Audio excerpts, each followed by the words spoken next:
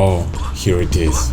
My favorite parkour area, where I practice every day. I imagine it.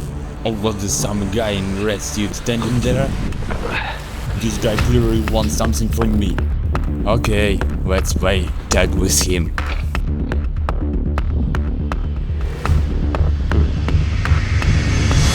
Hey man, what do you need?